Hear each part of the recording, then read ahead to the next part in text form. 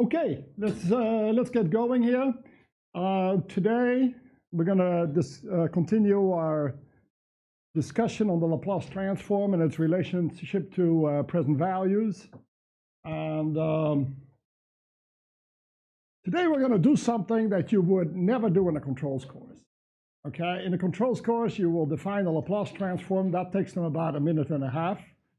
Might as well take 0 minutes because nobody pays any attention or remembers it anyway, right? And then you quickly go to a table of Laplace transform, and then you just say, okay, here it all is. And then you mumble something about the frequency domain. So you imagine that this S variable is a frequency, more like an omega, okay, like an imaginary number.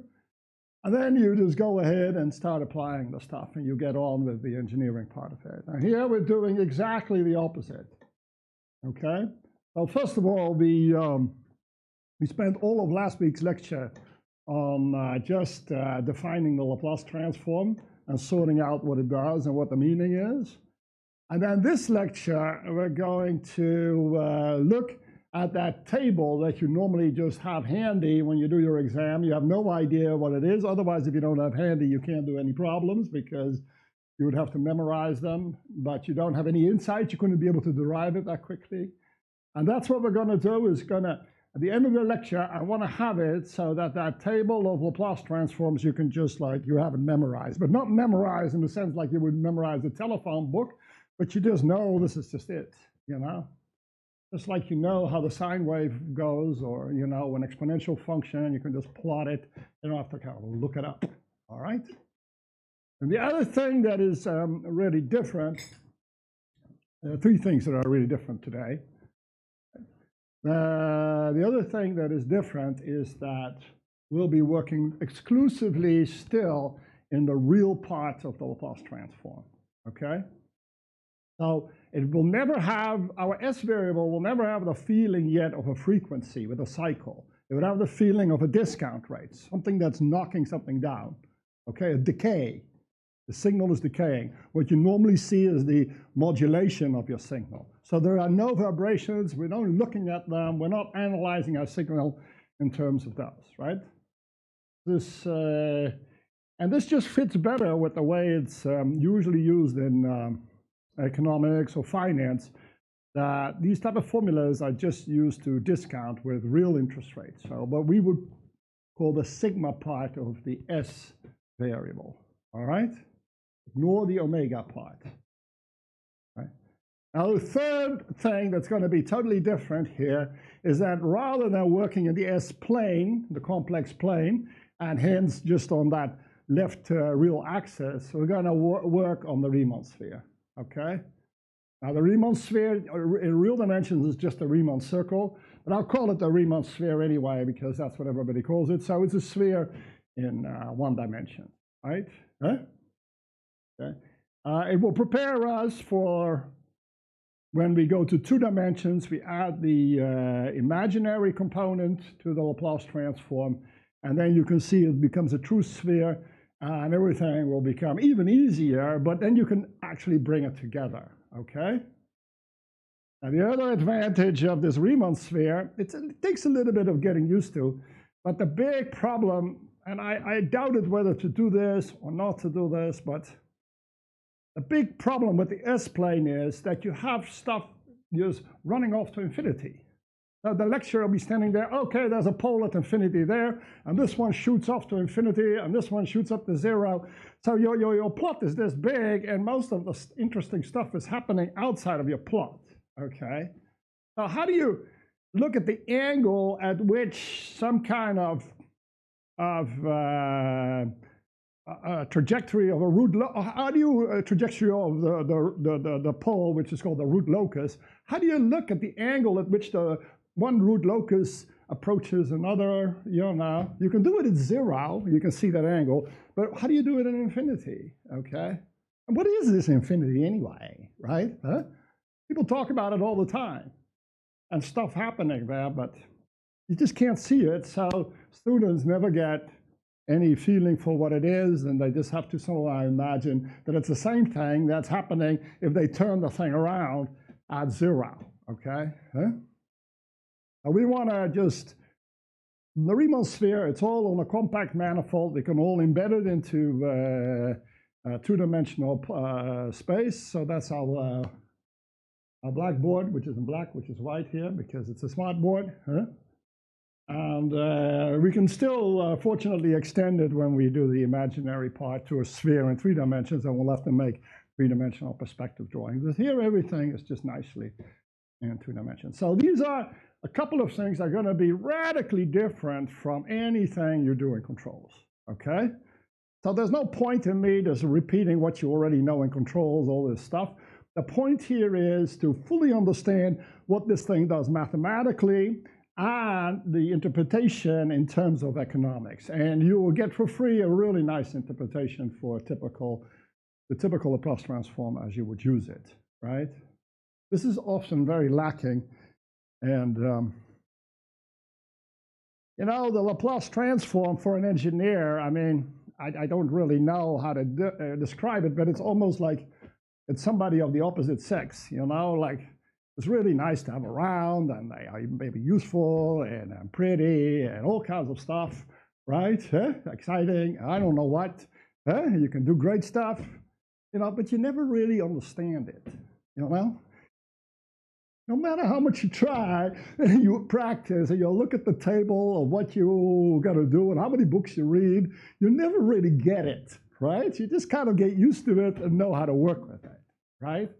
And that is the feeling that I have with the Laplace transform, or had, I would say, until I did economic engineering, okay? It was just something like the other sex. It's really great. You can do all this. You got to remember, right? What not to say, what to say, you know? Huh? So this is what we want to, this is the feeling we want to kind of drop and just make it part of our tools, you know, one of us, okay? So now here's a typical picture, and at the end of this course, you should totally understand what this picture is and what it represents. And it actually represents this Laplace transform. This G, I think it's a minus sign. Huh? Okay? You all recognize this thing, right? Huh? Maybe you wrote an A here and a plus sign. Huh? This is your prototypical first order system. All right, now here it is. Right? Now, so this is the kind of thing that is going to explain, you know, what this is. You know, now you would think, well, this is a lot simpler, but you'll find out that although this is simple, that simplicity kind of hides what's really going on here, okay? Why this is all working. All right? Well, that is a bit of a preamble, and let's get going. So last time I ended with a big table of different time functions and their economic meaning, and then in the discount domain, which is what I call the frequency domain. If I call it the frequency domain, and we'll still be talking frequency, I don't want to do that, right? So I rebaptize it in the discounting domain or discount domain. Call it what you wish. And these are the results. Now, I'm going to go through this one by one. I'm going to do actually some more in between and really hammer this business home, all right? So we're going to start the first one. This is what I call, the spot price, okay? So a spot price, what's the spot price of something?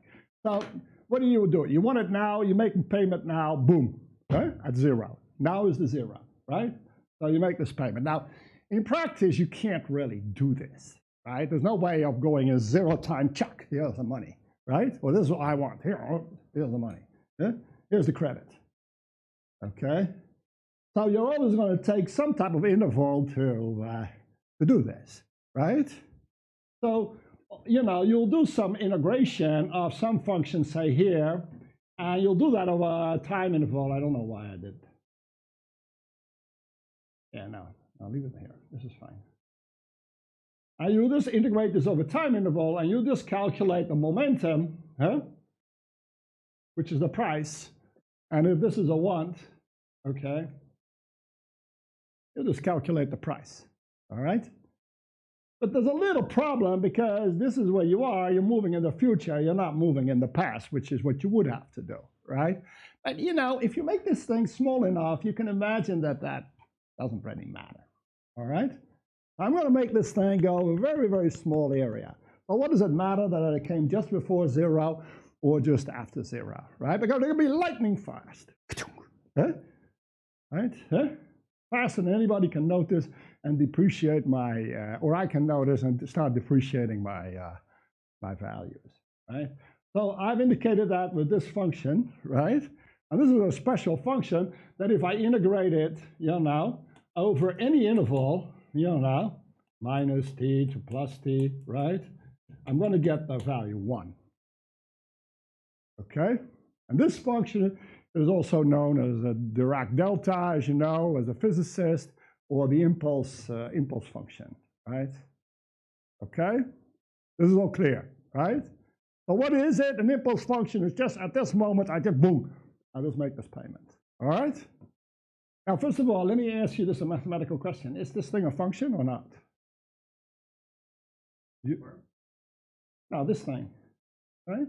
So I'm setting my force equal to this, this function. Is it a function? Everybody agrees that this is a function? Who doesn't agree? You would say so? You would not, or you would? Anybody disagree? Emil, you disagree. Why is it not a function in your eyes? Yeah, because it does not map a specific value of the t set of t values to a set of f values. Yeah. So what does a function do? It takes a value of t and it maps it into something else, f of t, right? Okay. Now what does this function do? It takes all values 0 and maps it into 0, right? All values t, but not 0, t. Let me write this out. So any value of t, it will go to 0, right? And at t, what? Oh, that's not the problem. But what about t is 0? It has to map all values of t. Where does that go to? No. No. How do you know that? So that's how you define that one goes to but a special kind. Special kind. All right. I'm asking for a number here. You see? Not a special kind of thing. This is a number. So this function delta maps the real numbers into the real numbers. All right? So infinity, first of all, is not part of the real numbers. Okay? It may be, it's a symbol we use for a limit. In discrete time. But what if this thing is 1, right? So you integrate this function if it's 1 here. What do you get? Now, I integrate this function that you are suggesting, right? So I'm going to integrate that over a time span. I'm going to integrate that. Oh, no. Now, I have this function, and there's a little hole here, and here it's 1, right? Okay. So what does the integral do? When you have an integral, it takes an area, and you have to look at the area underneath a little dt here, right? So I look at a little area, dt. Okay, there's 1 point where it's 0. I just not going to make any difference, okay? So this is 0. That integral. So you can define that function, but the integral will be 0, okay? You need to have that f dt is not equal to 0, right? Okay, and here it isn't because I made a little, you know, this is my little dt here, okay? How can you pick up something over a point? You cannot, all right? This doesn't work. You don't know. An interval is a million points, infinitely, uncountably infinite number of points. Okay, so it won't work. So none of this works. even if you consider infinity part of this, it won't work because it won't contribute. All right? So it's something special. It's not a function. We call it a function, but it's not a function. This is important to realize. All right? The only way you can define this is by saying that this integral is 1. All right? Whatever this thing is. These things in mathematics are sometimes called distributions. So there's nothing to do with a distribution that you know from probability, but it's just a special kind of, there's a whole theory of them. We're not going to get into that because that will lead us into that, but it's not a function. All right? Okay? Is that clear?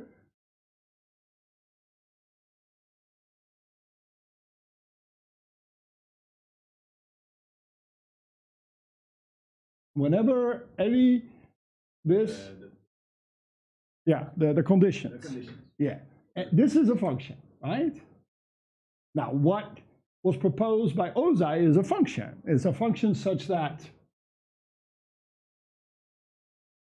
where t is 0, so it maps 0 into 1 and all other t into 0. That's a function.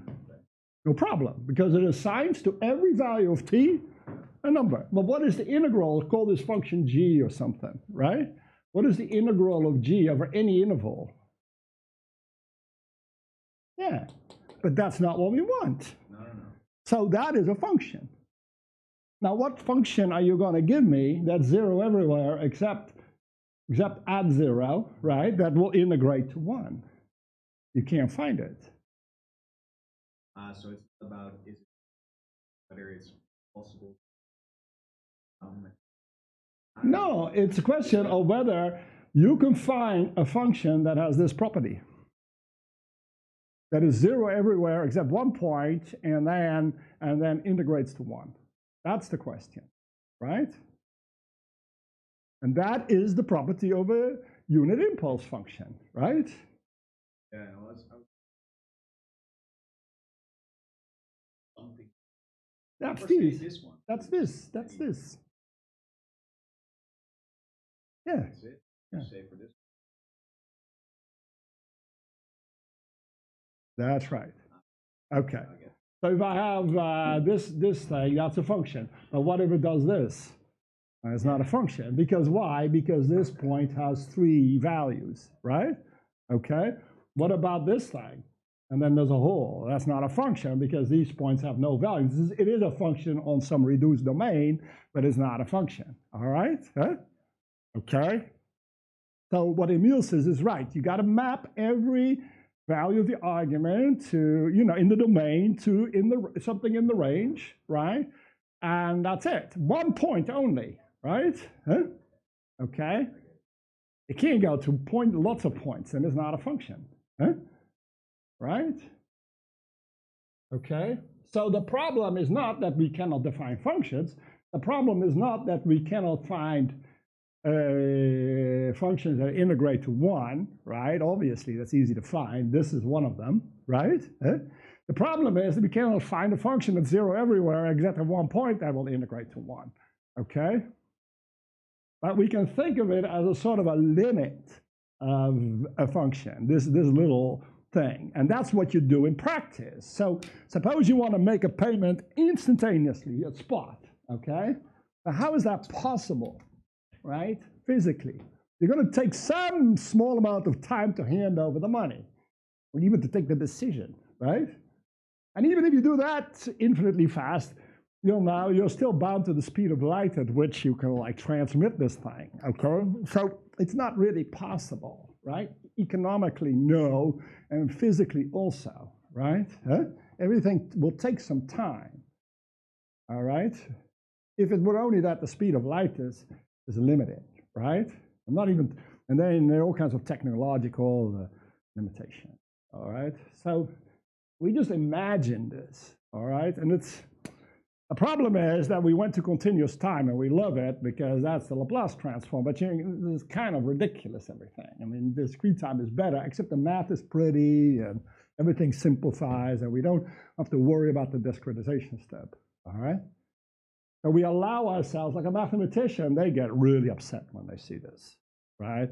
They'll just start screaming and yelling, have a nervous breakdown, and leave the room, all right? But as engineers, we just say, yeah, the step function, impulse function, this. But we don't really, we know kind of what we're doing, at least most of it, is that in the end, you'll see we only integrate it, right? So it's only the properties under integration that are important, all right? Okay. This is all, it has an interesting history, all this stuff, is that there was a guy called Heaviside. I suppose you guys have heard of him, huh? And he was like a real engineer's engineer. So he wasn't very formally educated in math, but he just went ahead and invented his own, right? So he invented all this stuff, Actually, Dirac invented, I think, this one, right? But Heaviside, he made the step function, and this thing is a derivative of the step function. So it's also, the step function is also problematic because you make the step, so you have to say at zero what's happening. Is it here, or is it open here, or So in controls text, they'll deal with 0 minus and 0 plus and all kinds of weird stuff, But anyway, he reasoned with all these things, okay? And during his days, the real academic types, they hated him because they said this is not rigorous and this, and they wrote him off, all right? They just thought he was a clown. And then he started publishing in some applied journal that he ended up like solving all kinds of problems in electrical engineering. So engineers picked up on this stuff, and started using it. And he started using some D variable for differentiation and steps and all this stuff, all right? And then the mathematicians finally decided that instead of jeering at this, they better clean it all up. And then they invented the Laplace transform. There was a German guy, I forget his name, Götz or something, who fixes Heaviside calculus.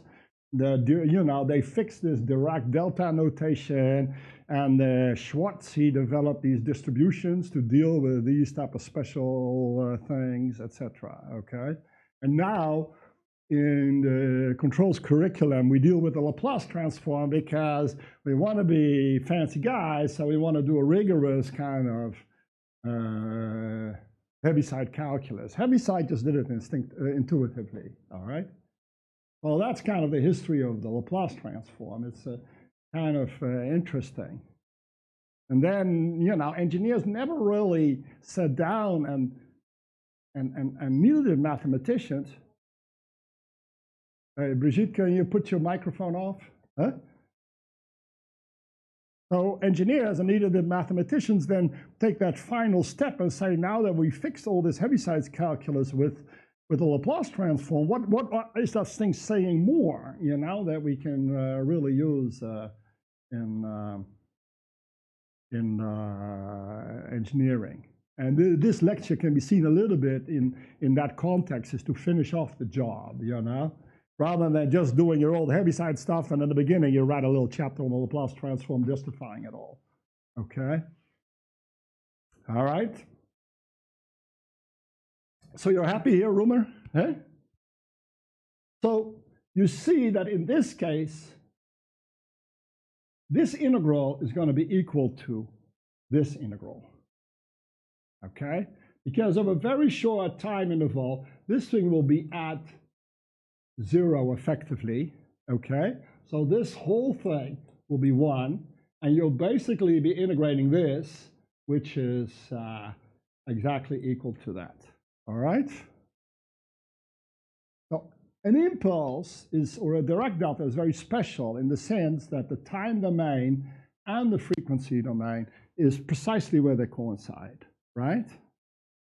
That shouldn't be too surprising because remember, if this is the present and this is the future, right, then what's happening here? Here is where present and future are kind of the same.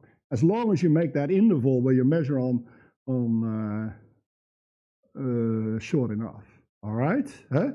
And you can imagine that if you're here, that everything you've accumulated doing this Newtonianly with your bond graph, you're not looking at that, so you just have to plop it down as a big impulse, right?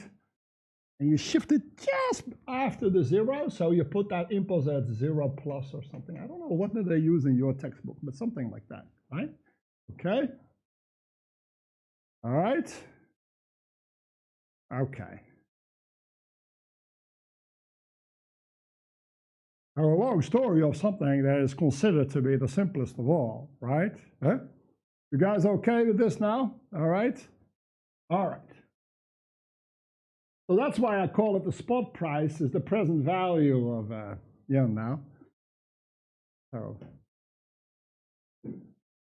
now let's look at what happens in the, so now we have a function, and this is a value, huh?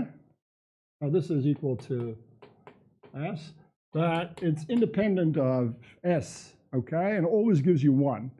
So normally they plot it something like this, right? Here's s, and then here 1, and then you sweep over different frequencies. In this case, there are no frequencies, right? Different discount rates makes no difference. So why does it make any difference? Because there's nothing to discount, right? There's nothing in the future. Okay?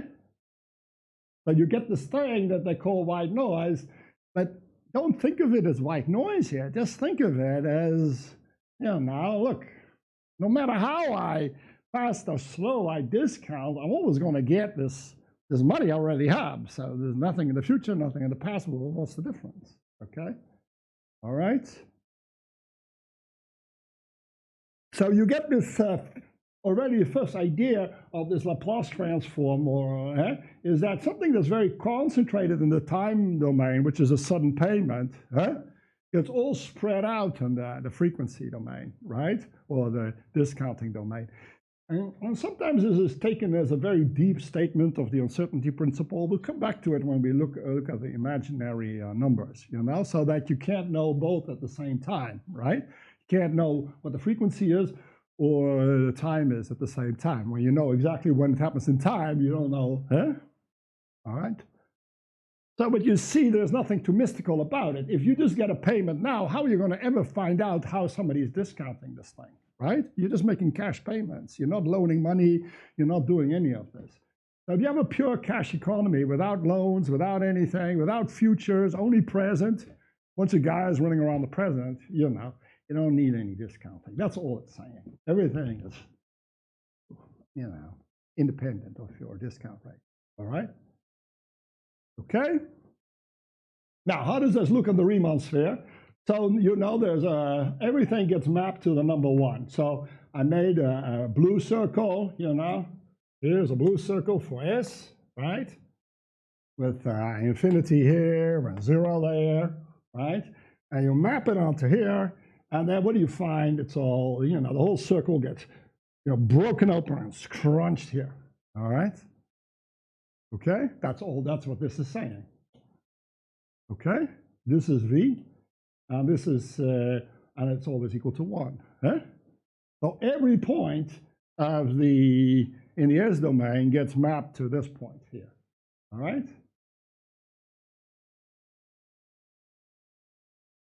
So now you can say, well, this is like weird. It's much easier to look at this. Well, really, it isn't, because this shows you a little bit better what's going on. Right? I mean, this thing is integrated here, it concentrated here, but it's also concentrated here, right, on the Riemann sphere.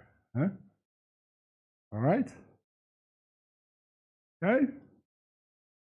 Now, next thing, what happens if I don't pay $1, but I pay like big P dollars?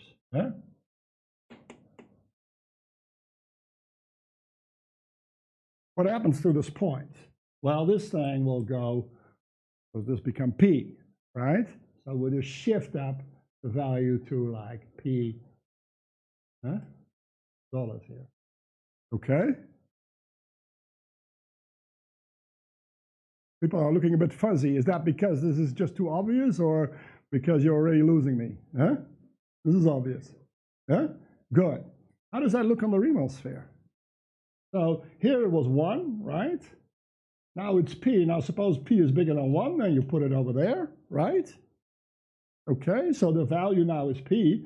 And then on the Riemann sphere, I'll just do this, and you'll see the thing rotates, right? So here is 0.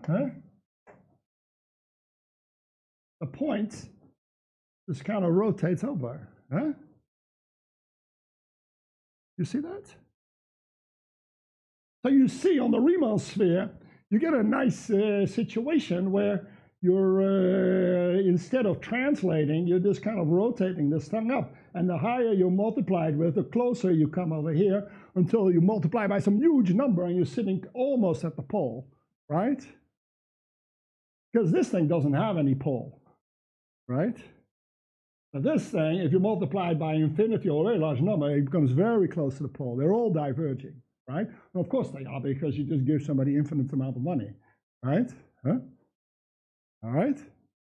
The nice thing is, suppose P is smaller than 1, and you'll see it, so here, you'll see it moving down towards the 0, right?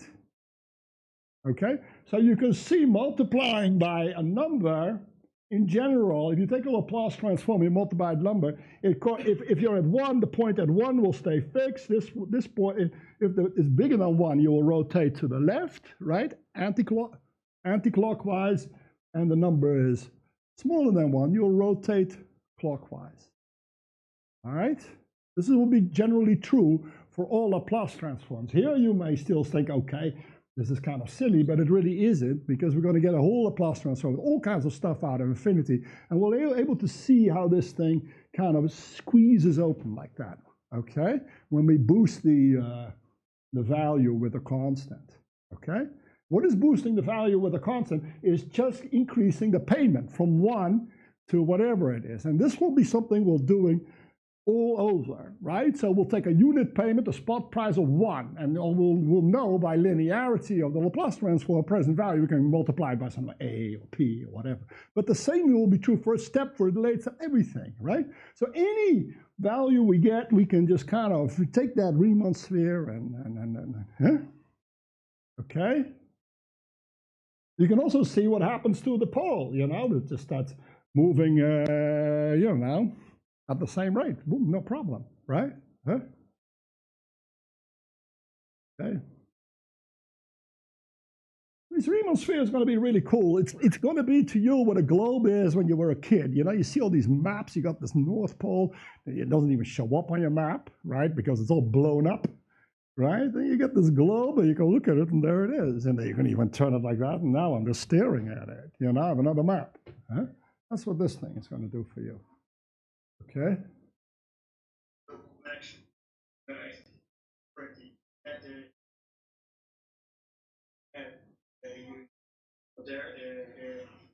SP right growing. This one. That one. And we broke it into 2 Riemann spheres. One S. Yeah, right. That's what we do. So the X's are yeah, separate. Yeah. That's right. So this is a mapping from the. This is a good point, because it's very confusing. Huh?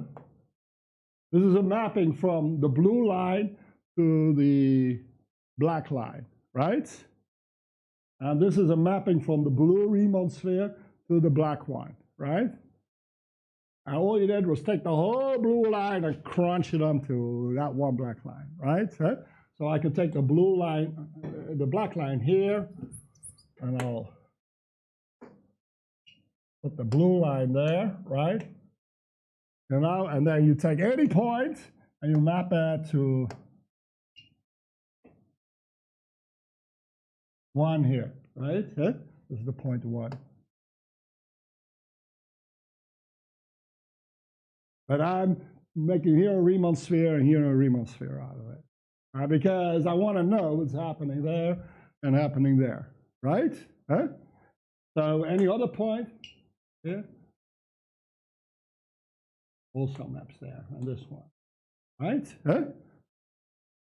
So this infinity, minus infinity, plus infinity, all go to 0. That's why I showed you, all go to 1, right?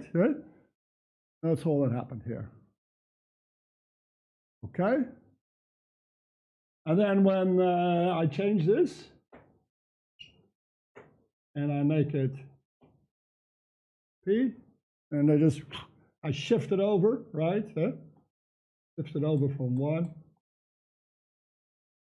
Okay? Shift the line back a bit.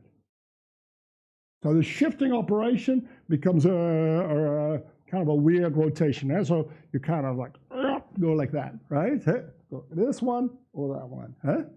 You squeeze it in or you squeeze it out. Eh? All right?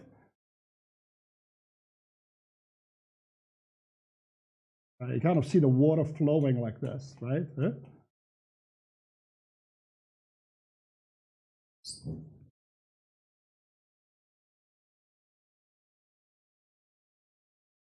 It's just, it takes some practice, but it's easier to see things on the globe than on the sphere than it is on a map, you know. But the problem is we always see these maps, and we say, oh, I'm going to go from Amsterdam to Boston, and go a straight line on the map. And then you see, hey, the guy is actually doing it. Why would he go like that, right? Well, you look at the globe, you say, of course he's doing that because that's the shortest distance, and he's going to cut off the pole, right? Huh? Everything becomes easy. You don't have a scale, right? Yeah, so in many of these maps, you have these scales, you know, where they say how much a meter is here and how much a meter is there, you know. All that stuff disappears. That's why it's so much easier. You're like navigating instead of plotting. Yeah. Okay? All right. So far, so good. These are spot prices.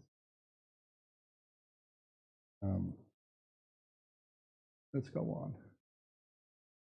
Yeah, so we can already kind of do some stuff with this, okay? And I wanted to spend a little bit of time on that. So, and one of the things you can do is something like a net present value. So suppose I have some cash flow, there it is, right? Huh? That's this cash flow here, right? And I want to buy this cash flow. Why would you want to buy a cash flow? Well, suppose you have a bond and it will pay coupons, interest. You got to pay for this, right?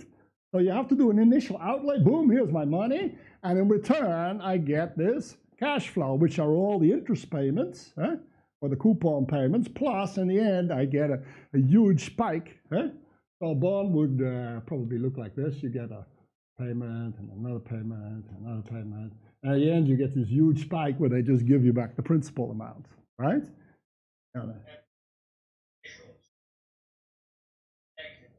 No, the bond itself will give you the coupon, right? The coupon plus at the end, you get your money back, right? The principal back. Principal pay first. There is no principal you pay first. This is the principal. I know what you're thinking, but you gotta give me a little bit of time. All right, because that's what this slide is about. Turn off your microphone, because you got a lot of background noise. So here's a bond. So this is the coupon. So it pays all this amount, and at the end, boom, you get everything back. So if somebody gave you this bond for free, right, what would you get? Well, you could integrate this, all this stuff, and then you get the amount of cash you would get over time. But that's not equal to the value. What you want to do is take this whole thing and take the present value of it, right? That's what I'm going to do. And that's what this thing is here, right? That's the present value, so that's the Laplace transform of this function FCF that consists of a constant until maturity. This is some maturity time where I get my principal back. This is called the principal. I already wrote it down. Okay? So don't worry your pretty head yet about what happens before that. You just got this thing, and that's how much it's worth, right? Okay? Okay? Now you can ask yourself what you're willing to pay for this, right? Now, what is a payment? It is some initial outlay. So you get another graph, and then you're going to pay some negative amount, I'm sure, right? You don't know. And there it is. So call that P. It's really P times, that's the function, right? Although it's not a function. Huh? So you're saying this P I'm getting at moment 0, right? Boom. Now that one has a present value too. I could have paid something else. I could pay in installments. You know, this will be an installment payment, right? Let's call this the negative axis, and I will pay, I don't know, like this, and then I'll stop here, right? So I first pay a little bit of this, then I pay a big installment, you know. Huh? I don't pay everything at once. I pay you in what is called installments, right? I could do anything I like, right? And then I can look what the difference is between, this is what I call my V sub I here. So this is F sub I for investment. This is what I invest, right? You can call it anything you like. And I look at the Laplace transform of my investment stream in the future, and that's what I call the investment of S, right? Okay? Now, it might be interesting to look at that difference. Like, I can get this bond, but I got to make these payments, so I subtract them, and that thing is what is called the net present value. So it's the present value of this net of what I got to lay out, right? Okay? Cool, yours? Huh? Just some terminology. So I can write this in, I'm a control guy, so I just wrote this little summary here that just says that, right? And in fact, I took here just that unit impulse, you know? So that's typically what happens. You just give somebody some money, boom, right? No installment payment. And then this will be what you would call the net present value, all right? Then I can look at the return on investment. I just take this and divide it by that, right? And if I divide by P, I'll get whatever this is divided by P minus 1, right? So that's this is the return, and this is, you have to subtract 1. This is the total return I actually,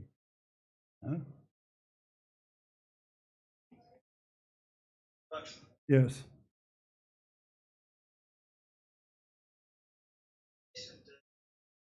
S return investment. No, S is just a variable, and I'm just checking all the, you are reading too much into this. Turn off your microphone for a second. You're reading too much into this. I'm just saying for all values of S, I can find what this value is, and I compare it to that value. For a particular value of S. So this is not S1 and S2, all right?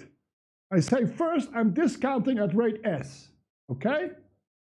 Then I say, given that I'm discounting at S, what would this bond be worth, right? Or this security, or this house, or whatever it is, right? And given that I'm investing at rate S, what would my outlay be worth, okay? Right? No, that's this number, so it's the same S, right? Okay? Then I can subtract them, and then for each value of S, I can calculate what the net is that I have. That can be either positive or negative, okay? If this is positive, then this thing is worth more than that. If it's negative, then that thing is worth more than that, okay? Now, typically what you do is you try to get this thing positive if this is going out and this is coming in, right? But that's up to you to do in your model. The point is, this is just a simple thing, right? And this n referring to net is just saying that this thing, if you look at this value net of whatever that value is, and very typically we will take the impulse, which is a spot payment, right? Okay? And then we can divide the two and then look at the return on this investment of R, right? Okay, both will have the same unit, so it will be a percentage, right? This is just a bunch of definitions to tell you, if also you have value, how you can identify a notion of return and that kind of stuff, right? Then you can even say, well, you know what, I'm changing this, varying this S, why don't I just look for an S that makes these things actually equal, right? If that S exists, right? Okay?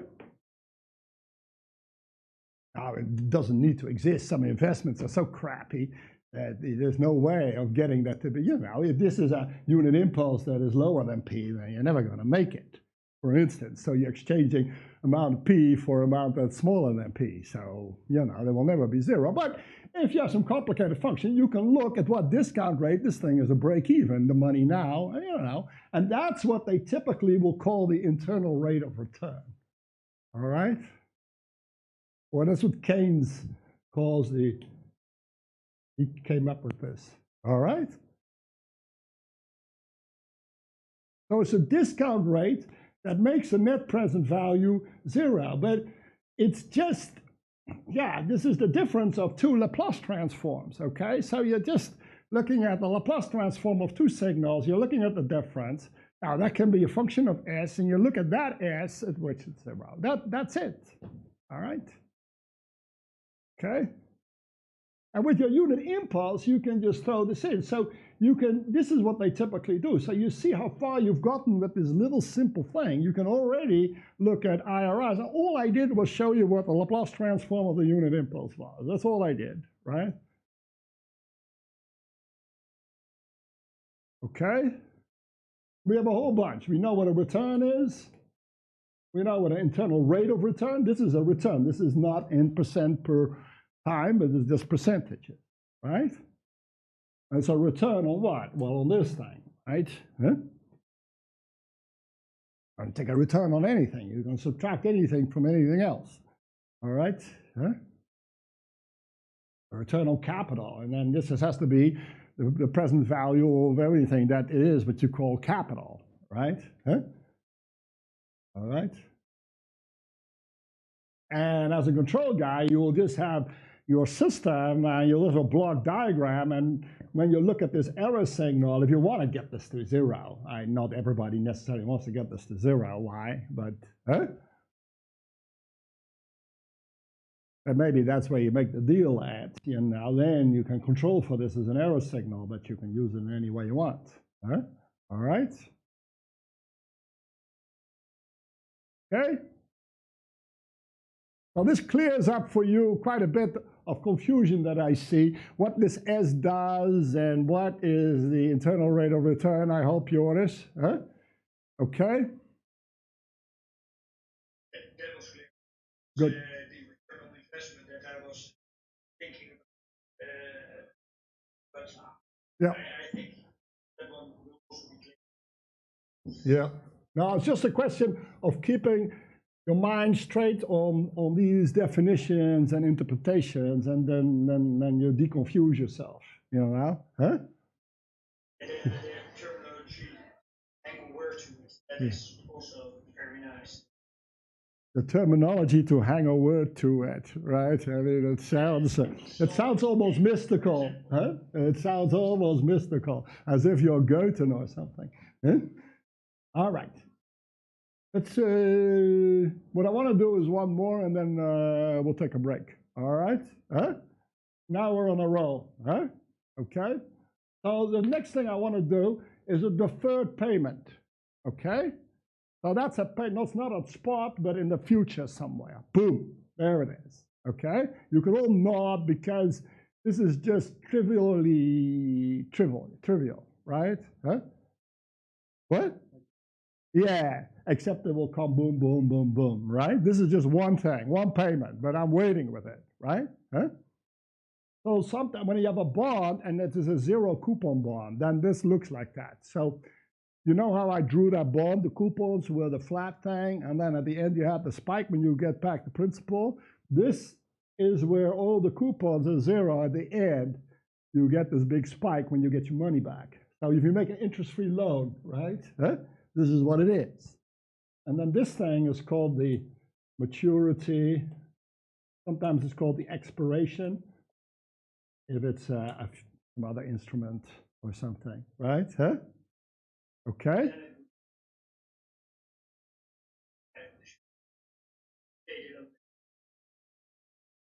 Well, depends. I'm doing this up to, I'm not saying this is a negative number or positive number, okay? Huh? All right? Huh? This is just 1, and we multiply it later by -1 or p or whatever, right? Okay? Huh? Okay? Huh? All right, so let's just call this the maturity, right? Now, if you calculate the present value, you can actually do this, and a lot of these texts, they go around and they do that. You can switch some variables to tau minus t or something, then you'll get the t prime here, and something over there you can pull out, right? Huh? This is the way they'll do it. Huh? Okay? And then what you get is this. Huh? Now, why is this obvious? You're an economic engineer. Why don't you have to calculate?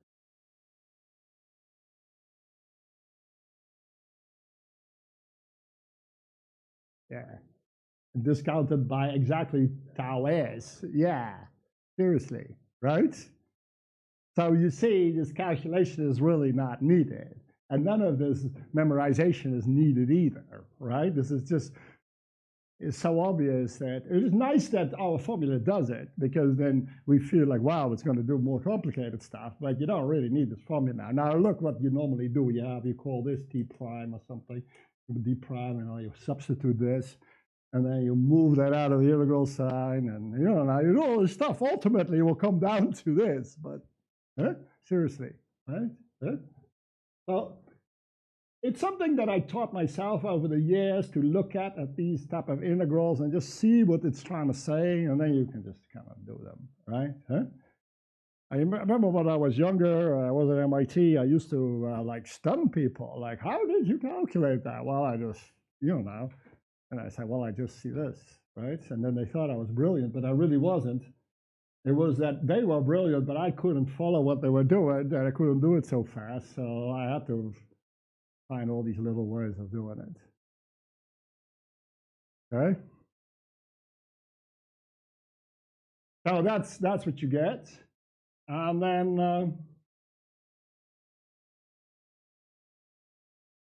let me leave this alone for a little bit. I want to come back to this formula and first talk about what you would see on the Riemann sphere, right? So remember, if this thing were at 0, right, then you would just have this little thing over here. But now, all of a sudden, you'll see that this thing, if you start plugging in these numbers, you'll see that S is 0 will lead you to get e to the 0, which is 1, right? There's a pole at minus infinity, right? And there's a 0 at infinity. Okay? Now, you can check this. You can actually plug this in there, and you'll see that it blows up, right? I do e to the minus tau times minus infinity, right? So there's a pole at minus infinity, right? E to the minus tau times minus infinity, which is e to the infinity, which is definitely really big, right? Now here's one of these cases, like suppose you just have this S-plane here and you want to draw this pole at minus infinity. I mean, what are you going to do? I mean, something like this, I don't know. This is what they do, right? I mean, that 0 is fine. You can just say, well, I got a pole right here, a little cross, right? But that thing is not so fine. Okay, so here you see, you got this exponential gives you a pole at 0 and a pole at minus infinity. Now, isn't that interesting, right? This is special of the exponential function. And what it does, it takes that little thing that you had of that single payment and just stretch it out, and maps the Riemann sphere of your S-plane on the, how do you call this, the left hemisphere, right? The right hemisphere, or the eastern hemisphere of the Riemann sphere. Okay? And in doing so, you had no poles. You get 2 poles, one at infinity and one at minus infinity. All right? Sorry. Yes. You get a pole and you get 0. Can't believe that I said that. You're right. So you get a pole at minus infinity, and you have a 0 here. The south pole is the 0, and yes, thank you. Yes. No, very good. Thank you. So you got a pole 0 pair, right? So you see the polar axis corresponds to a point 0 and minus infinity. All right, for the exponential. Isn't that pretty? Huh? No? Huh? But anyway. Huh? What? Or sounding like. Oh, yeah, what I say, isn't that pretty? Yeah. Huh? Yeah, but they say it about a formula, I say it about a picture. Huh? It's more of an artist, I mean. Huh? Huh? Anyway, huh?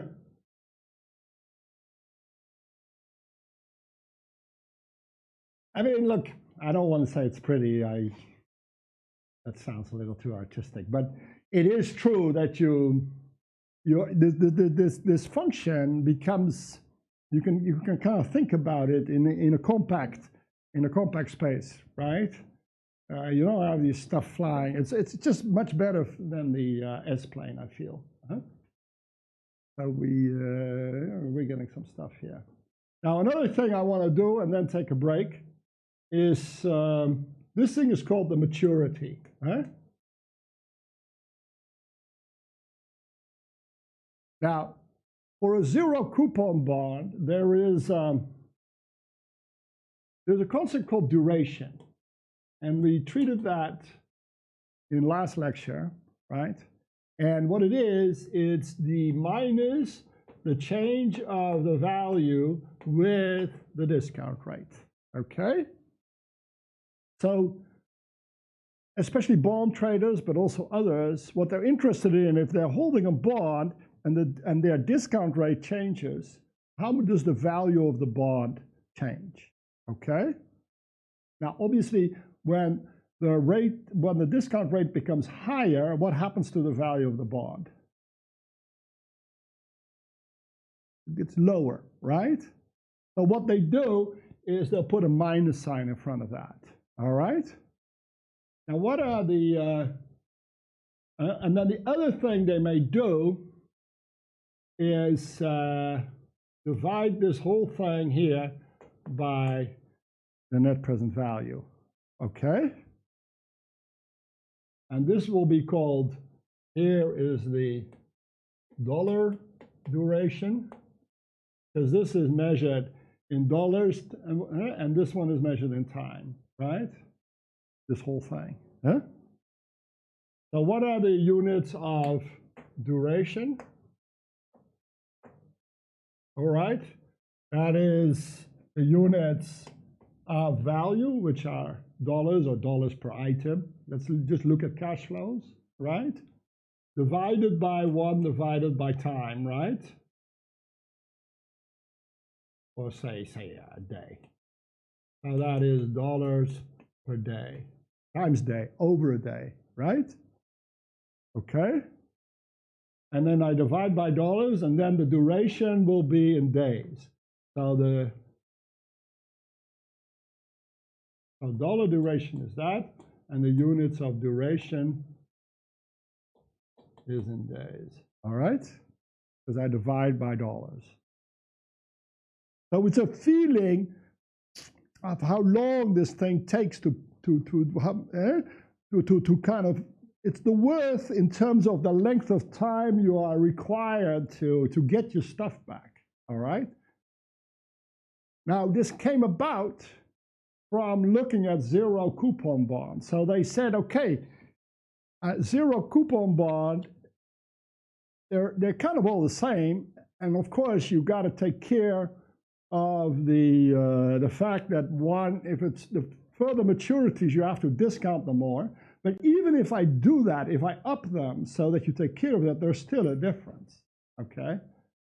Why? Because if the interest rate changes, I'm not so happy if it goes against me, because I may be able to get a bond that pays much better return than what I got now, right? So you still have to look at this derivative, okay? And for a zero coupon bond, this was exactly equal to the maturity. And then later they asked them what more complicated bonds would do. All right. And then they developed the concept of duration. All right. So what I did here was to check that the duration of a zero coupon bond is indeed just the maturity. And sure enough, if you look at the derivative with respect to tau, right, you bring down a minus tau, you multiply that by -1, and you get tau times whatever this value is, right? This is the dollar duration. So if I divide by the present value, I'll get just the maturity. This is how bond traders look at it, all right? So they'll peel off the maturity from looking at this derivative, all right? Now, how different is that than the kind of magic that you feel as an engineer is inherent in the use of the exponential function? That all you do when you take derivative is you pull down that factor, right? Okay. So duration is considered extremely advanced in bond trading, and then they have other things like convexity. I think if you take the perspective, and they have different types of definitions, it gets kind of, we're going to look at some more examples of that, and it gets a little hairy, and you should see the derivations. You just look it up in text. What's the duration of a zero coupon, a long story, and the duration of this, duration of that, you know. And here you see just what the origin is, all right? So we do get the notion of a maturity becomes an important notion in present values, and is retrievable. Why do I have a tau here? Huh? S, right? Thank you. Thank you for not alerting me to that. Huh? Huh? No, you're not annoying. You're not annoying. No. It's easy to make these errors, you know? Okay? All right, then I think it's time now to take a break. We have perpetuities, we have growth, arithmetic growth, and volatility, so still quite a bit to do, but it can go faster. Going again? Gaat hij aan, Koen? All right. So before I barrel on, any questions so far that you came up during the break? All right, well, good. I want to now go on. So we dealt actually with quite trivial issues, and right now things are getting harder. All right. So what I want to look at is what in bond terminology is called a perpetuity, or in the old days it was called a console. So it was up near a lot of bonds, nearly all bonds, have some maturity time where you pay back the principal. There were bonds that were invented that would never pay you back. So why would you do that, right? Well, because you got coupons, you got interest on the thing, and you will find to get that in eternity, all right? So they can still be, depending on the interest rate, that can still be a good deal. And from the perspective of the Laplace transform, really, it's kind of the most clean way of representing a cash flow, right? So all you do is you get over time, you just get this constant flow, and it goes on forever, all right? Now, we have a name for this. So before you buy the bond, of course, there's nothing. At the moment of you buy the bond, it's undetermined. You know, who cares? You can do whatever you like, right? Because at one point, it won't integrate out anyway, right? And afterwards, for all eternity, you know, you'll just get, oh, look, I already have it there. I anticipated myself. It's unbelievable. You just get to an all eternity thing. So in a sense, and this is what we would call the Heaviside step function, or just a regular step function. This is what Heaviside started using to test his systems. So he goes and he gives it this step. He calls it a step, right? He called it the step function, and later people said this is the Heaviside step function. And you use it in your controls. You just give this thing a force, and you just keep pushing at that force. So you have a mass. If anything else, you apply this force, and you just keep pushing forever. All right. And in economics, that's a perpetuity. I think another name is an annuity, something that pays every year. But if we think of it as discounted, it will be continuous payment. You know, I'm sure there are many other names for it, for this. I see yours turn up. The annuity. An annuity keeps going, right? I think the other way around. Oh, I see. Right. So it's not an annuity then, huh? No, but if we find this one, Yeah. probably the next one. Yeah. Yeah. Okay. All right. Then maybe there are other names for it, but it's just a constant cash flow, right? Now we'll see that corresponds to inversion, the process of inversion on the Riemann sphere. All right, but let's first go through the details. Okay, so the present value is just the integral of this thing, from 0 to infinity. Well, that one is not doing very much, so we can leave this out. And anybody can integrate this, right? So how do you integrate it? You bring down the 1 over s, minus 1 over s, because then you know if you differentiate, you're going to be just right. And then you evaluate it between infinity and 0, and you'll see that you will only get a value at 0. You get another minus sign and 1 over s, presto, right? This is how they would usually, how you would do this integral. Just do it straight out. Now, first, before we go on, why does this make sense? Huh? Why does this make sense?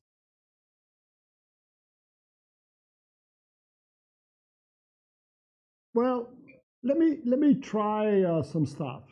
So let me put in s is 0. All right. Now, what happens to this thing? It blows up. Yeah. Now let s go to 0. Then it will become. It goes to plus infinity, right? And you can go to from minus infinity. We call minus and plus infinity the same. That's the nice thing of the Riemann sphere. This goes to infinity, right? We all know that. So there's a pole. There's a pole at 0, right? So here you are. There's a pole at 0. Huh? At 0, there is a pole. Okay? Or there's a pole at 0. Now, why does that make sense? Why does it make sense that this thing diverges at 0? From an economic perspective, not from a mathematical perspective.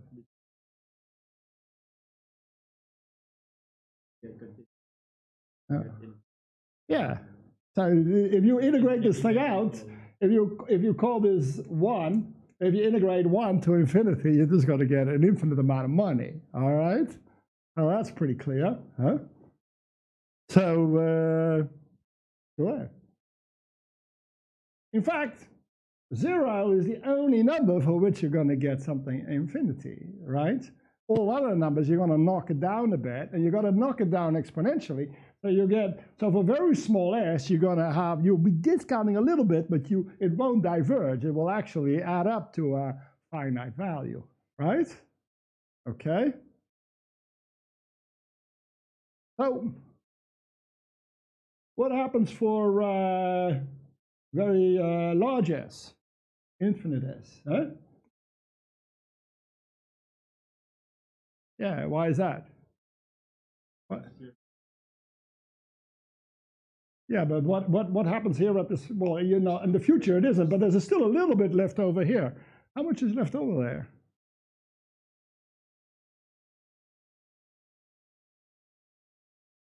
Zero? No, yeah, 0, right? That's the whole discussion we had about you need to have something that doesn't go to 0, so it can't be a function, because on one point, this thing is going to, okay?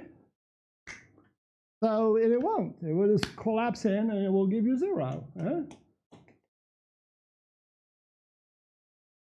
Notice that on the Riemann sphere, I can write this kind of stuff. I don't have to do this big arrow to infinity or limit, all this stuff now. Here's infinity point.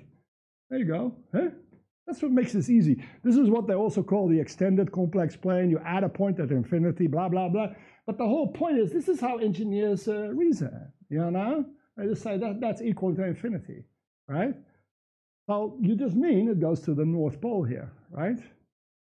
Well, that makes sense. Now, in between, it's going to be in between 0 and infinity somewhere, right? Simple. You plug in 1, you just get 1. So the discount rate is 1. What does that mean?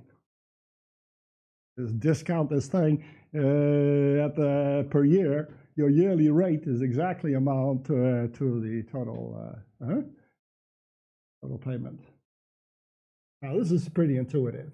Okay, you should see how long these economic and finance steps spend on deriving this equation. They have to go to a geometric series, do all this stuff.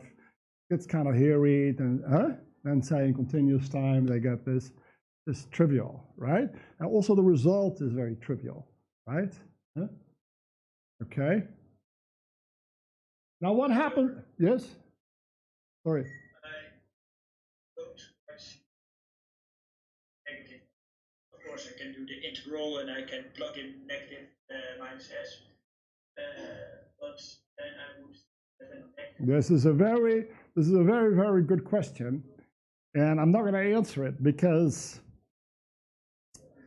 it is a good question. And the point is a really good one, and it has a really good answer, but I only want to give the answer once I do complex, the imaginary part, okay? So, but in general, you have a good point, like this thing, see, what is the region of convergence of this Laplace transform? You guys should know that, right? Yeah. So at 0, that's the bound of the region of convergence, right? Okay. But what happens if s is smaller than 0? You get nonsense, right? In principle. So in principle, these negative numbers are nonsense, all right? If you just follow the recipe you get from the mathematicians, because you're not within the region of convergence of this Laplace transform. So you gave a very good question, because I shouldn't have plotted this, right? But the same thing applies to the number infinity. In real life, it's nonsense, but with a little bit of work, we were able to interpret that as the North Pole, all right? And now we're cool, right? So we're heavy side, but then the sophisticated heavy side, right?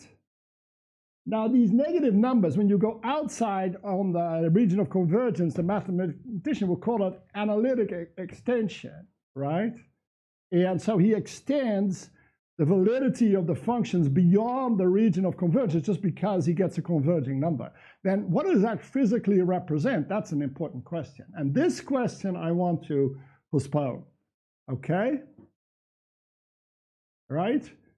But I didn't want to just say postpone. I want to tell you that the work we did in making sense out of infinity, we also have to do some work to make sense out of what the meaning of the Laplace transform is outside of the region of convergence. All right? So please, with that, I'm going to ask your patience then. Huh? Okay? Now, what happens here? So I have a little Riemann sphere here, the point 1, and just go along with me, the point -1. I can just plug it in, huh? all right, whatever that means. So let's not only look at the right part then. They stay fixed. These are fixed points. And what happens is 0 gets swapped for infinity and vice versa. And you'll also see that if here is the point, say 2 or x or a, let's call it a, then if you switch it, it will come over there and it will go to 1 over a, right? This is actually what this is just saying. But you'll see the stereographic projection, what it does, you reflect this point in the circle. So you will get some kind of strange, if you made this a real mirror and you took this point, you will see the other point, the reflecting point over there, okay? This is kind of the cool thing of this, this Riemann sphere. So you'll see that if you take infinity and you rotate it, you get 1 divided by infinity and it'll get over there, right? So this operation is called a reflection in a circle, so, or better, it's a flip of the Riemann sphere. Later we'll see in 3 dimensions it's a nice rotation, right? But it's really a way you can see we also got positive numbers from negative numbers by just flipping like this. Here we flip it like this. So this thing goes over there, so I just showed a point like this. Huh? Okay? So that's what this thing of inversion does. It sends the North Pole to the South Pole. So you just take your globe and you go boom, huh? And all the points move around, and then I can see what it does in the S-plane, and I'll just do it against stereographic projection. All right? So we have another very important movement of the Riemann sphere is the flipping part of it. All right? So it's called inversion or reflection in a circle, or inverting in a circle sometimes. So as you run out of here, the reflecting point will run towards 0, right? You should kind of see this from those root locus plots, you know, like you hit some critical damping point and you see one pole shooting off to infinity and the other one like contracting down to 0. This is really what you're seeing, you know, okay? So there's an inversion going on, and then, you know, they're moving along, you know, by multiplying, right? Okay? All right? So we'll get to all of that. So I'll show you just the benefit of these pictures. So you take the blue circle, you give it a flip, and there you are. That's what you do when you calculate the present value of an annuity, right? And then this value you get by flipping the Riemann sphere, right? Now you start seeing the power of this. You know, this is a simple operation. A chip. I'm going to do, you know, so, all right. Now the other way to look at this is if you get this thing, you can also see that you're making a kind of cumulative payments like this, right? So if I think of this as all these little payments, little impulses coming in, you know, as it were, I can just add them all up, right? Okay. So you can think of the Laplace transform of the impulse function. That was a previous value we had, which is, you know, and we know we deferred them all, so you can add those all up, and then you divide that by S, you get the same thing. All right? Okay? Now you just get the same thing. All right? Another way to write that is if you take the value of your perpetuity and you multiply it by the discount rate, you'll get exactly the value of the payment, right? Okay? This is the differentiation rule. Okay? And that's what everybody knows. You can think of this as 1 over s times 1, so it's the integral of that. Or you can say it's and that is this one, and then you can get that. Or you can say, well, I take 1 over s, I differentiate it, and I get 1. It's all the same. Okay? What you're saying, I'm looking at the value I have, I multiply it by the discount rate, whatever it is, and then I get 1. right? So here's the magic where we started off with in action of why you, as a control guy, you would use the Laplace transform is really because of these type of things, where you can get differential equations in the time domain and just start doing this kind of calculus, right? Huh? All right? Okay, well, that's a perpetuity. Corresponds to an inversion. Let's keep moving. Now, this is a fun one. It's growth. So growth shows up in macro in these solo models. So you have some kind of want or something, and it's just growing with some factor g, where g is big as 0, right? Here it is. So population growth, or they have capital growth. That's what they have, isn't it? Those two. They'll just assume these are growing exponentially. All right? Then it's not a want, it's a quantity, but now you just do the Laplace transform, not of this want, but of the flow. Fine. In securities, you have something called the Gordon growth model. And what they do is they look at the dividends that are paid out and how the dividends are increasing. So a lot of people who do this thing called growth investing, the traders do this growth investing. So they say they look at a company, and nowadays they don't pay dividends, but they retain their earnings, like Google or whatever, or startup, right? They're not paying you anything. They're not making any profit. So if you're the owner, you're not going to get anything. Now, you have a very small thing, right? And then you assume that these things are going to grow, right? With a particular rate g, that's your assumption, right? And then you can calculate what the value is. And after the big crash in the 20s, people were looking around for calculating what was the real value for securities. And they were saying, well, there was a guy, I forget his name now, but he is very important. He says, well, it's really the future earnings you get out of it. So he says the price of a security is really Laplace transform. It's the value, right?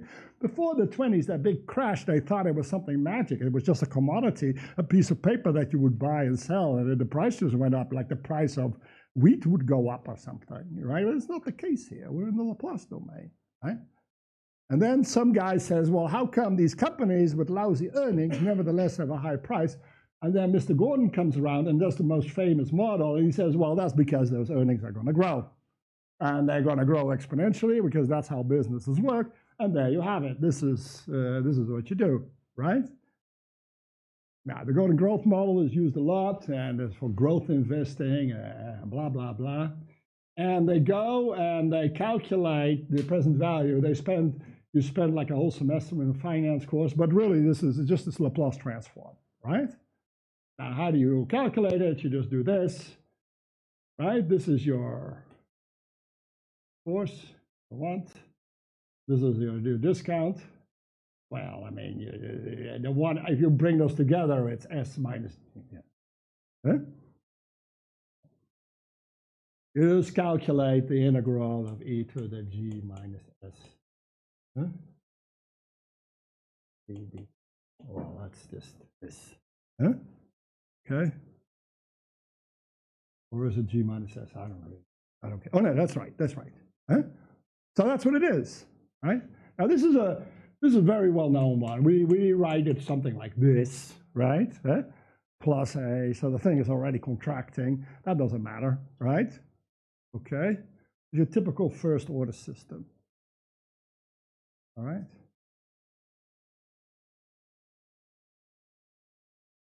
Now, where's the pole of this thing? Well, that's not so hard. That's when this thing diverges. Oh, that's at G, right? Boom. There you go. Huh? Where's the 0? Well, that's not so hard. That's just still at infinity. Okay.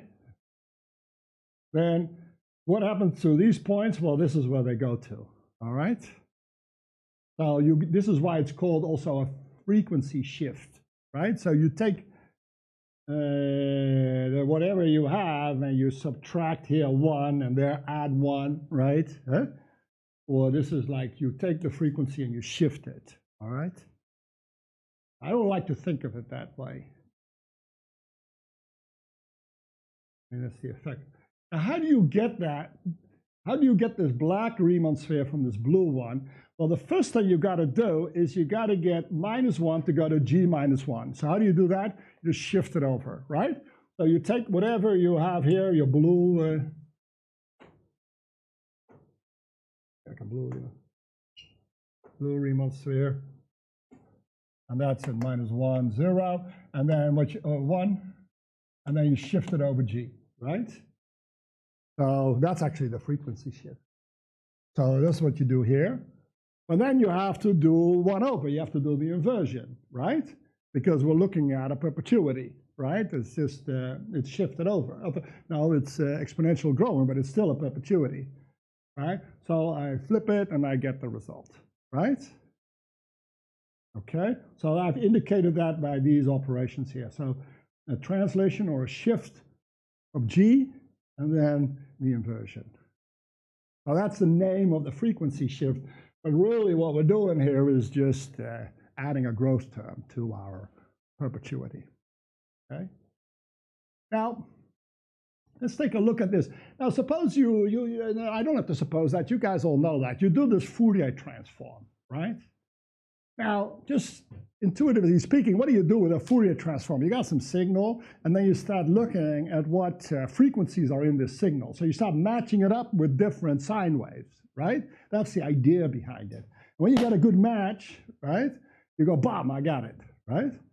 So you can imagine that when you get the good match and you say, this thing is infinite, I get an infinitely good match, right? It's right spot on, right? I get a big spike in my spectrum. Now, what happens here is very similar, but they're not a frequency, but with discount functions, right? So why do you have this pole here? That's because your discounting matches exactly up with your growth, right? And at that point, it looks to you like it's just a flat rate of income, and that will diverge, obviously, right? Okay? And you will have infinite amount of value. Right? But the pattern here is the same as with the Fourier transform. So you get some growing function, or maybe some function like that, and then you try to find some discount rate that exactly matches this thing, so that when it grows like this, you discount it down exactly that it becomes flat, and then you notice you got, now this stuff coming out in time discounted, so boom, now you got infinite amount of money. You're going to notice that, infinite amounts of money. That's why it's called a pole, why you're looking for those poles, because you know exactly that thing is standing still. Somebody's going to notice.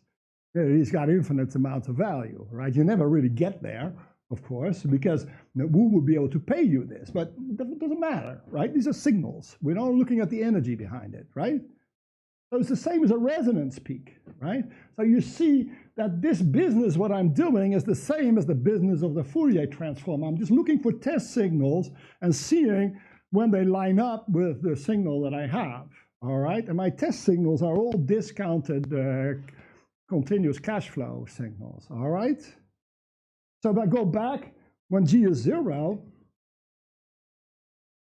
so I said G is 0, then I get back the old model, right? And that thing is exactly no discounting, so sure enough, when S is 0, I get infinite amounts of money, right? So you see the poles give you exactly the point at which you discounted out everything that you got extra, right? So that you'll just make that infinite amount of money.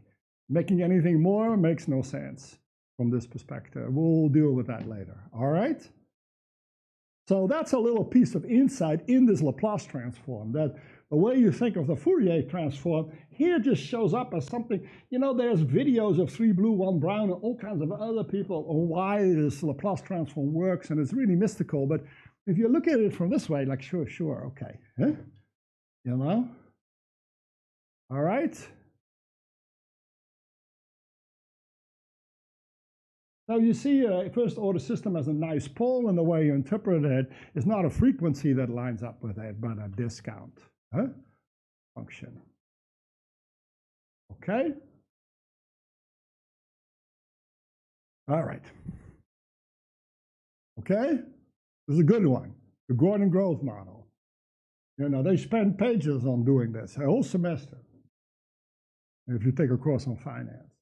You're engineers. You can take these present values. You can just do the Laplace transforms. You got yourself a whole calculus. You can look at the net present value of this thing and blah blah blah. All right? Huh? Okay. We continue. Another one you have is the ramp, right? Now, what is a ramp? It's what economists or finance guys would call arithmetic growth. It's just linear growth, all right? Thing is just going ramping up like that, right? Now, you can plug this in, and what you're going to get is this result, right? This is not so obvious how you would get that. Does anybody know how you would evaluate such an integral? Yes, exactly. And to get that part, you try to get rid of this t, right? Huh? So you take the derivative here, and then you have to, take the integral there or whatever it is, right? Huh? Yeah. And then you'll see that s coming down, then you got another s coming down, right? And you'll get this result, okay? That's how it's usually done. Very good. Huh? But integrate by parts, that's kind of magic, isn't it? Like, does anybody know what happens there, right? I mean, I kind of know nowadays because it has to do with the Legendre transform of this and that, but it's just complicated, right? Is what? Yeah, but that's explaining one mathematical thing with another mathematical thing, right? Huh? So, you don't know. Huh? Okay. But the Legendre transform was a more advanced, let's call it differentiation rule. Yeah. Emil. It's the products rule, general. Yes. Yeah, and not the reverse.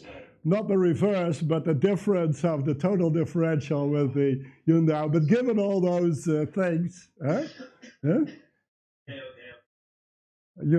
I said Legendre transform because we've already used that to go from profit to cost and things like that. But let me not go this route. Well, let me just give different ways of thinking about this. All right.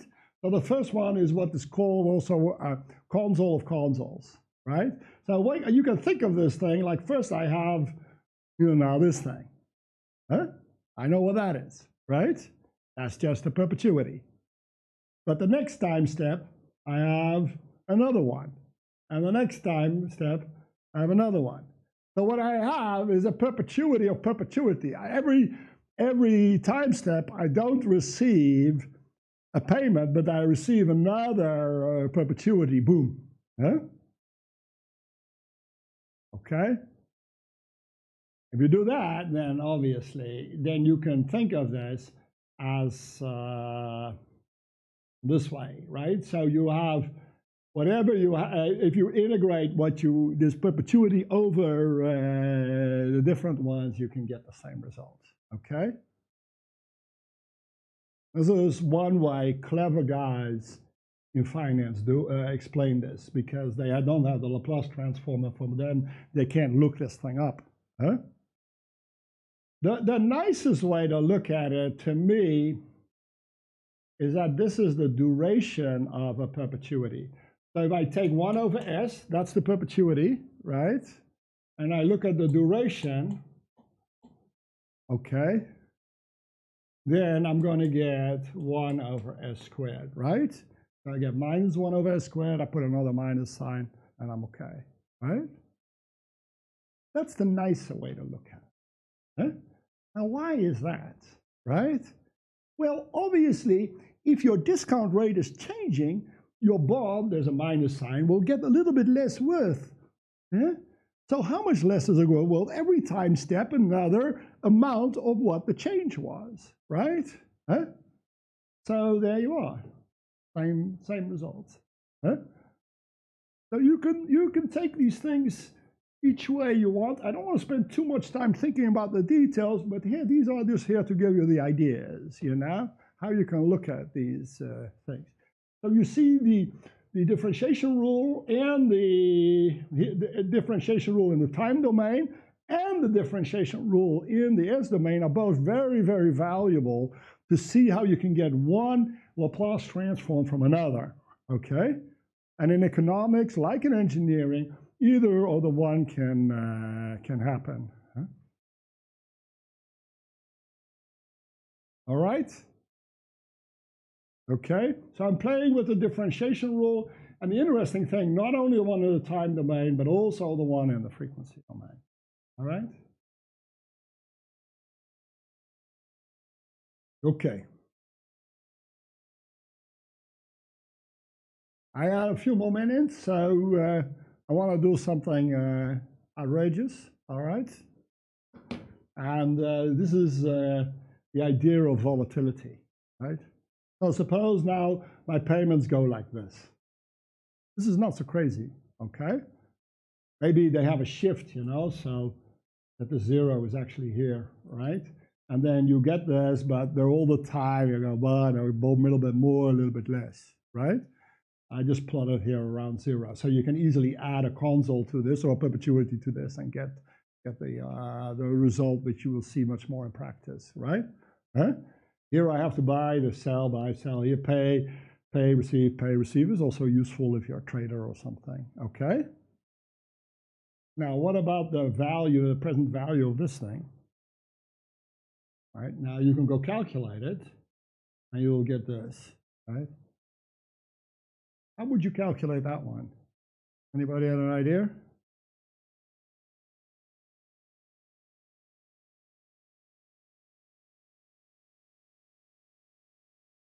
What? I still didn't hear it. That expression, right? The Euler expression, yeah. So we'll go to complex numbers, solve the complex numbers, and then drop down again, right? That's right. Now, I told you today we're going to stay within the real numbers, right?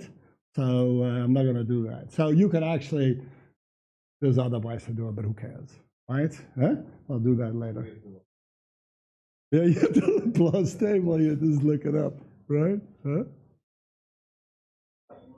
So let's first see if this thing, let's look at this first intuitively and see that this is actually right. Now, first of all, what if you were actually getting paid this and you were discounting, say you're discounting this thing like this, something, huh? What would you expect to get out of this? Why zero? Yeah, but this thing counts more than this thing, and they start counting less. So normally after one cycle, if you're not discounting, I would get zero, right? Because this amount is the same as this. But now I'm discounting, so the thing is going to look something like this, right? So you're going to pick up something, right? Definitely. And this thing tells you how much you pick up, right? Okay. Yeah, exactly. Because now, suppose the frequency is really high, then as this exponential is decaying, you're making at least one up and down movement. So, you know, now, huh? So infinitely high frequencies, you have for every small discounting step dt, you already have an infinite number of up and down, so the whole thing is effectively zero, right? All right. And for very low frequencies, you're going to get what? 1 over omega, right? Huh? So this thing is, yes, for no discounting, right? I said low frequencies, thank you. Those are low frequency, except we're not in the frequency domain, right? Huh? That's right. These are the frequencies. Yes, thank you. Thank you. I got that. So if this is, this looks a little bit like a console or like a perpetuity, but instead of a variable, this thing is just is like a constant, right? So you're just getting this amount of value independent of S. Now, of course, because we let's go to zero. So that's interesting. So then it does have value, right? Okay, if S is 0, it has this value, and S is infinity, then the value is 0, right? So when S is infinity, the value is 0, and S is 0, I get this, this thing. And when omega is 1, I guess, you come here, it has value 1, huh? Okay. That makes sense, right? Actually, even the units make sense, right? Because what are the units of this thing? That's the same of these other ones. Well, you got a rate squared here, you got a rate there, so you got 1 divided by rate, so the units here are just time, right? But don't forget, you're multiplying this thing by some number in dollars, right? $1, so boom. Huh? $1, huh? Sorry. Huh? S. Yeah, but remember what I did, right? So I looked at the change here, huh? Yeah, sure. And here you will have to multiply by another S, right? Yeah, so Then you have some. yeah, that's right. So you got to multiply then 1 times 1, right? Huh? I think, yeah, to get it right. Huh?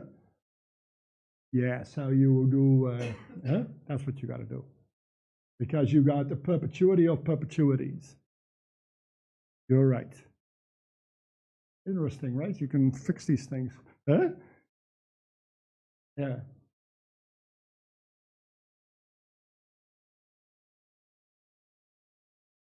Anyway, this thing will become really kind of our bread and butter when we do the Fourier transform, but there's nothing wrong with this. This is just when you're buying or selling, you know, this thing is going up and down, and then you can just calculate what it's worth, right? And I think the cosine is this. Huh? I know. Why would I know that? Well, what do you get here when, no, what is it? This is it, right? Why does that make sense? Well, Because you differentiate the. no, I know that, but I mean economically. So when S is 0, huh? Then I get 0.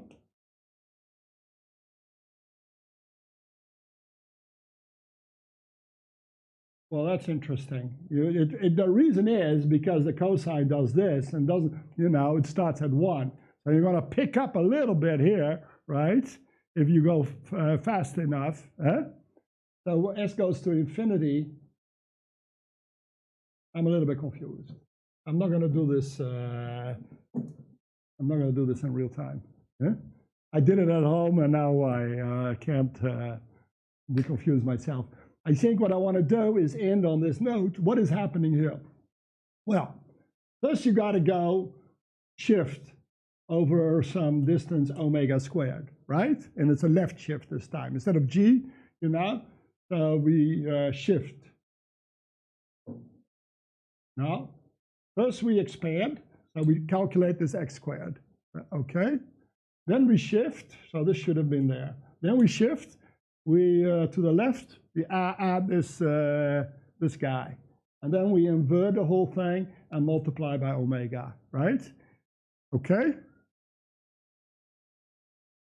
And you get this figure. Now, do you see the inversion? You get to see a shift. So if you calculate this thing, it comes from the shift. And then you also see the squaring from, you know, you're pulling this out a little bit or pushing it in. Huh? Okay? Thing has no poles in, at all. Of course it does, but they're imaginary, right? So there's no real poles. So there's going to be some imaginary axis, and if we looked at that thing will rotate up to the pole, right? So all this weird movement we're doing can be then viewed as a rotation in 3D space, and then everything is fine, and the pole will always go somewhere under certain transformation, okay? All right? But for now, there's no pole. The thing never diverges, right? There's nothing wrong with that. Huh?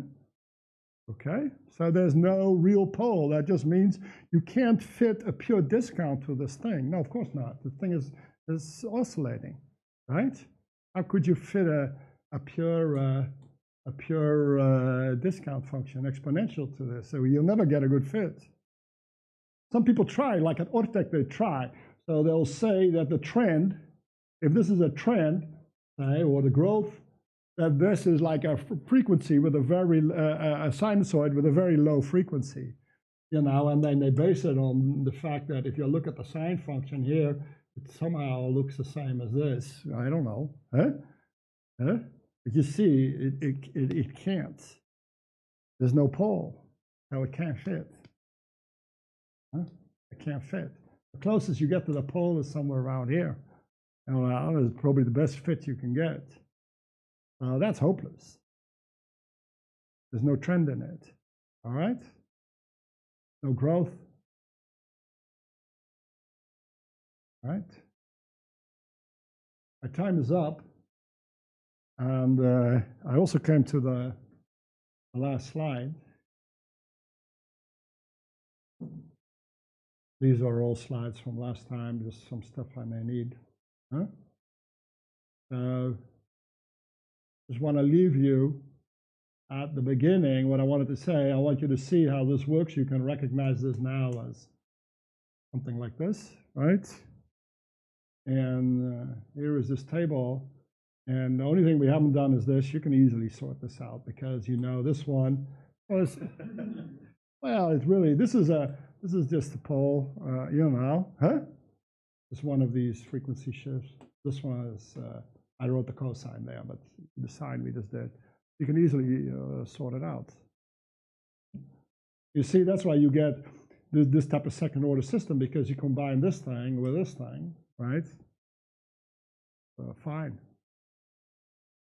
You can look what it does on the Riemann sphere, and then you have the solution to your differential equation. All right? All easy.